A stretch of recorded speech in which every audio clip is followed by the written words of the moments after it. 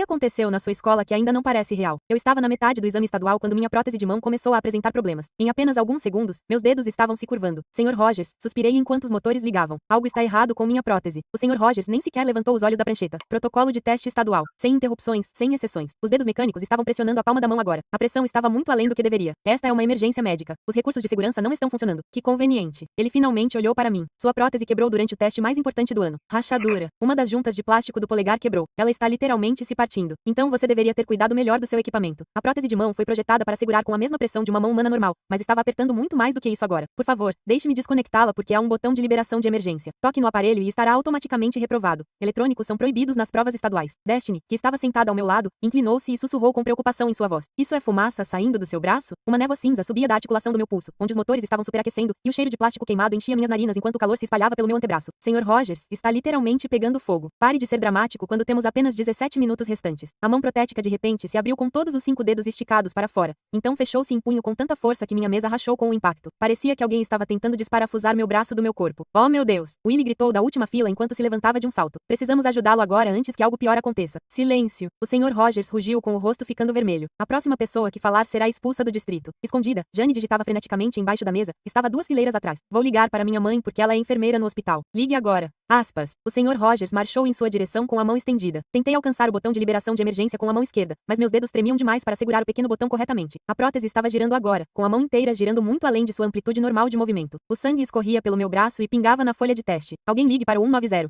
Destiny estava chorando enquanto pulava e corria para a porta em desespero. O Sr. Rogers se moveu rapidamente para bloquear seu caminho. Sente-se imediatamente ou você será suspenso pelo resto do ano. Ele está sangrando e precisa de atenção médica. Aspas. Ela gritou diretamente na cara dele. Todos precisam guardar seus telefones agora porque as violações dos testes estaduais serão processadas com toda a extensão. Mais 3 alunos se levantaram simultaneamente e Josh, o quarterback que nunca havia se metido em problemas antes, entrou no corredor com determinação. Isso é loucura e você precisa deixá-lo buscar ajuda antes que seja tarde demais. Você quer perder sua bolsa de estudos de futebol, Josh? Então sente-se e fique quieto. Cada rotação forçada enviava raios de dor pelos meus nervos enquanto o cheiro de queimado ficava mais forte. Apenas arranque e acabe logo com isso. Alguém gritou do canto. Eu não podia fazer isso. O pino de titânio foi implantado cirurgicamente diretamente no meu osso após 8 meses de procedimentos, perfurado até a medula. Cat estava chorando enquanto batia na janela para chamar a atenção de alguém no corredor. Socorro! Alguém, por favor, nos ajude. Ele está morrendo. Aspas. O Sr. Rogers marchou até onde eu estava me contorcendo no meu assento. Essa apresentação ridícula acaba agora. Não toque nisso. Aspas. Gritei o mais alto que pude. Sr. Rogers, não. Vários alunos gritaram em uníssono quando o viram tentar alcançar meu braço, mas ele agarrou o pulso protético com as 2 mãos. Já estou farto do seu comportamento de chamar atenção e das suas falsas emergências. Ele puxou com toda a força. O som que saiu de mim não era humano. Ele não tirou uma prótese como se estivesse tirando uma luva. Ele arrancou o poste de metal, perfurou meu osso, pedaços de tecido muscular e conectou nervos. O sangue espirrou em 3 mesas. Caí com força no chão, agarrando o que restava do meu braço com a mão restante. Ai, meu Deus. Ai, meu Deus. Várias vozes gritavam ao mesmo tempo. Ninguém se movia. Ele estava se afastando lentamente enquanto ainda segurava minha prótese, como se não pudesse acreditar no que tinha feito. Seu rosto estava completamente branco. O protocolo de teste estadual diz. Willie estava batendo todo o peso do corpo contra a porta repetidamente. Está trancada. Por que diabos está trancada? As fechaduras automáticas foram acionadas durante os períodos de teste e ninguém saiu por mais 13 minutos. Josh e 3 outros jogadores de futebol correram em direção ao Sr. Rogers ao mesmo tempo. Nos dê suas chaves agora mesmo. Fiquem para trás ou serão todos expulsos e perderão seus futuros. Minha visão começou a escurecer enquanto a dor atingia níveis indescritíveis. Fiquem comigo e mantenham os olhos abertos. Destiny estava me dando um tapa gentil no rosto. Não ouse fechar os olhos. Mais alunos estavam batendo na porta de ambos os lados e alguém pegou uma cadeira de escritório com determinação. Não ouse quebrar isso. O Sr. Rogers começou a dizer. Bate. A janela se estilhaçou em 1000 pedaços quando a cadeira a atravessou. Bang! A porta se abriu de repente e o zelador estava lá segurando um molho de chaves mestras. Seus olhos se arregalaram enquanto ele absorvia a cena de sangue e caos. Que P asterisco asterisco asterisco. Ligue para o 190 agora.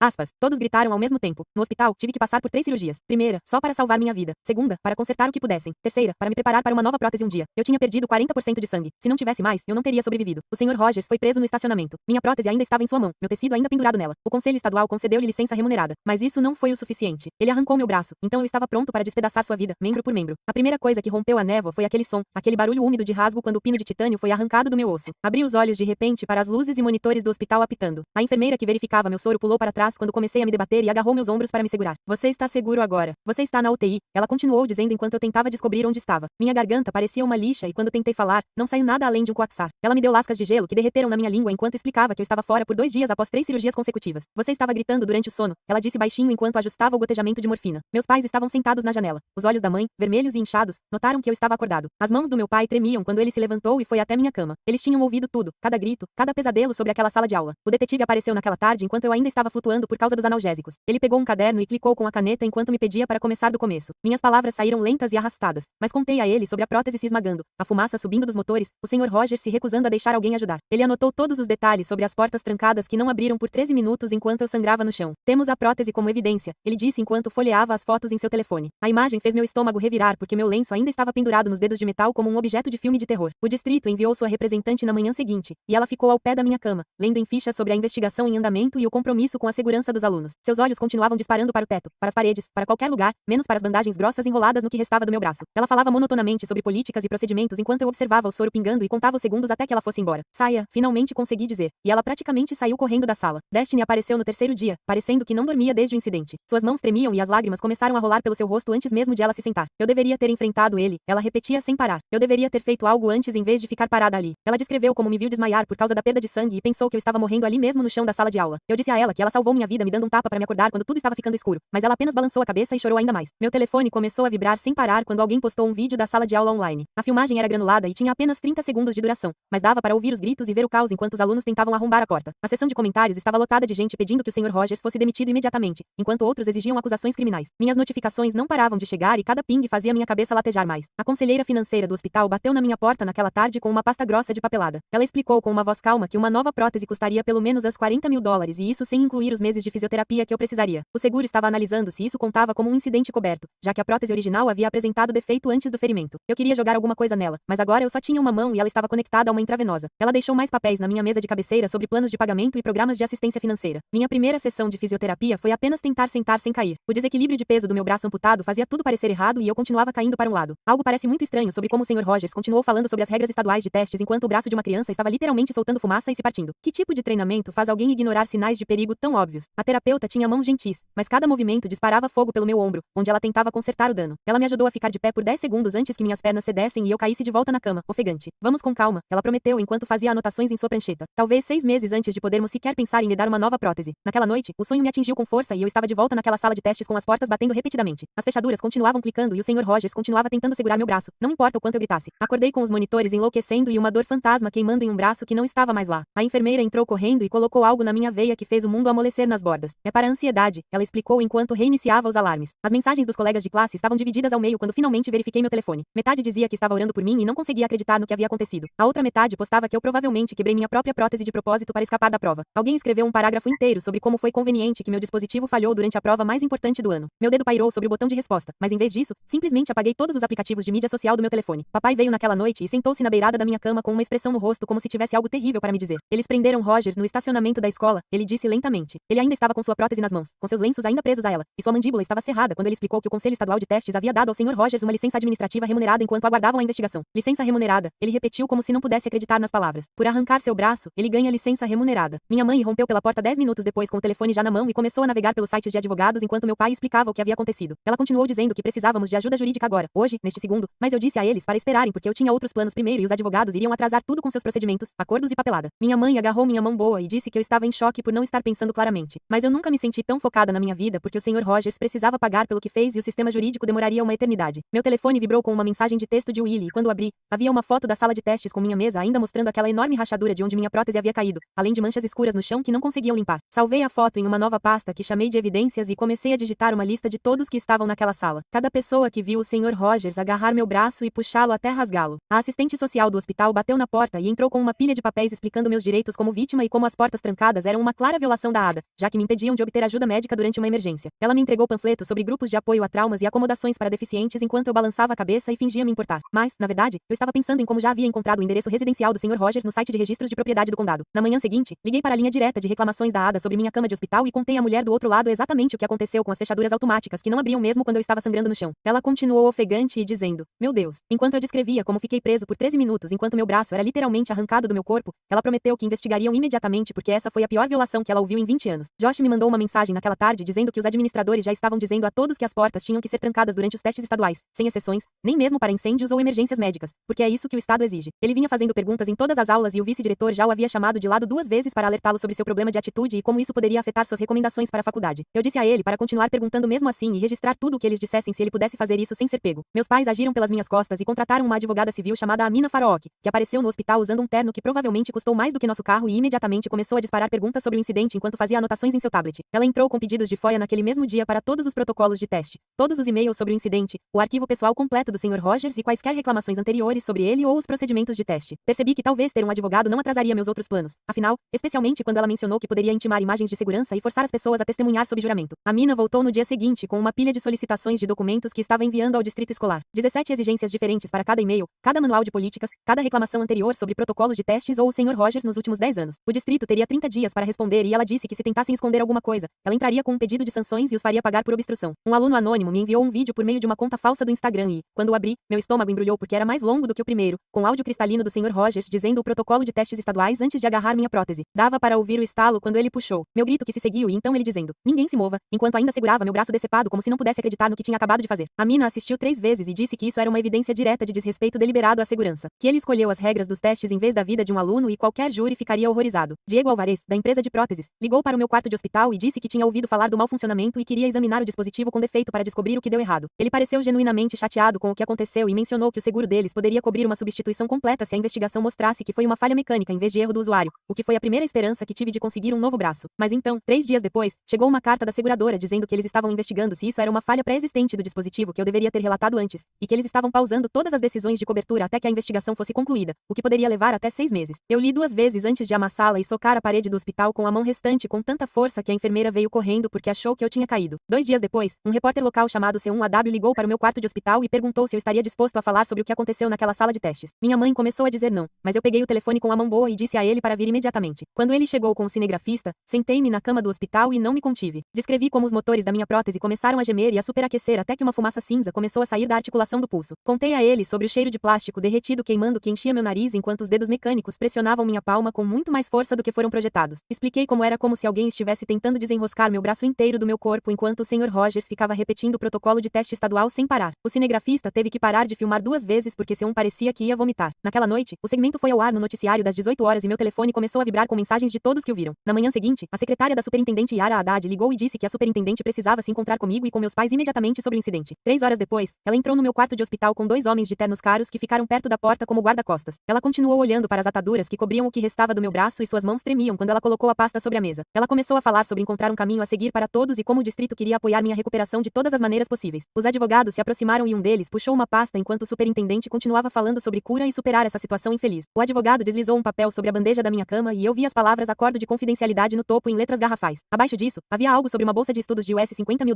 que seria paga imediatamente se eu concordasse em interromper todas as declarações públicas sobre o incidente e retirar minha reclamação da ADA. A mina tinha acabado de entrar para ver como eu estava e, quando viu o papel, ela riu alto na cara deles. Ela pegou o acordo de confidencialidade e leu rapidamente antes de jogá-lo de volta para eles como se fosse lixo. Eu me levantei mais na cama e disse a eles exatamente o que eu queria em vez do dinheiro deles. Eu queria mudanças de política por escrito que garantissem que emergências médicas pudessem anular qualquer protocolo de teste, não importa o que acontecesse. Eu queria treinamento obrigatório para cada fiscal do distrito sobre como reconhecer e responder a crises médicas estudantis. E eu queria que o Sr. Rogers fosse permanentemente proibido de dar aulas ou trabalhar com alunos novamente em qualquer lugar do estado. O rosto da superintendente ficou pálido e ela disse que considerariam meus pedidos e nos dariam um retorno. A mina cruzou os braços e disse que os veríamos no tribunal se eles achassem que as $50 mil resolveriam isso. Depois que eles saíram, meu telefone vibrou com uma mensagem de Destiny e quando abri, meu estômago embrulhou. Ela estava na sala do diretor sendo repreendida por deixar seu assento durante o teste estadual quando tentou me ajudar. A maneira como aqueles advogados tentaram comprar o silêncio com as $50 mil me faz pensar com que frequência as escolas fazem isso quando algo terrível acontece. Estou realmente curiosa para saber por que eles acham que dinheiro conserta tudo em vez de realmente mudar as regras perigosas que prejudicam os alunos. Ela estava em pânico com suas inscrições para a faculdade porque o aviso disciplinar apareceria em seu histórico escolar. Liguei para ela imediatamente e disse para ela envolver os pais imediatamente porque aquilo era loucura. No dia seguinte, Josh avisou que o técnico de futebol o havia chamado à parte após o treino. O treinador disse que a administração estava preocupada com o envolvimento de Josh na situação e que se ele continuasse falando sobre o que aconteceu, suas recomendações de bolsa de estudos poderiam ser afetadas. As ameaças estavam começando e eles não estavam sendo sutis. Eu estava tão bravo que quase joguei meu telefone, mas a mina tinha notícias melhores quando chegou naquela tarde. Os documentos FOIA que havíamos solicitado finalmente chegaram e ela encontrou algo enorme na pilha de papéis. A política de bloqueio automático para salas de teste afirmava especificamente que não havia anulações por nenhum motivo, incluindo emergências médicas. Ela também encontrou 3 reclamações anteriores sobre o Sr. Rogers ignorar as necessidades médicas dos alunos durante os testes nos últimos 5 anos. Uma criança teve um ataque de asma e o Sr. Rogers o fez esperar até o teste terminar para usar seu inalador. Outra aluna com diabetes não teve permissão para verificar seu açúcar no sangue quando sentiu que ia desmaiar. Um terceiro tinha um distúrbio convulsivo, e o Sr. Rogers se recusou a deixar a enfermeira entrar quando o aluno começou a mostrar sinais de alerta. Enviamos tudo para C1 imediatamente, e ele exibiu outro segmento naquela noite mostrando os documentos na tela. Os pais começaram a enlouquecer quando viram a prova de que seus filhos poderiam ficar presos em um quarto durante uma emergência médica. Alguém iniciou uma petição online exigindo que o distrito mudasse a política de bloqueio imediatamente. Em 2 dias, mais de 800 pessoas assinaram, e o conselho escolar teve que agendar uma reunião de emergência porque os pais estavam ligando ligando sem parar. Meu telefone tocou com uma mensagem de alguém que eu não reconhecia. E quando o abri, vi que era do zelador que havia destrancado a porta naquele dia. Ele disse que precisava que eu soubesse algo sobre aquelas fechaduras sobre as quais ninguém estava falando. Havia um atraso de 5 minutos embutido.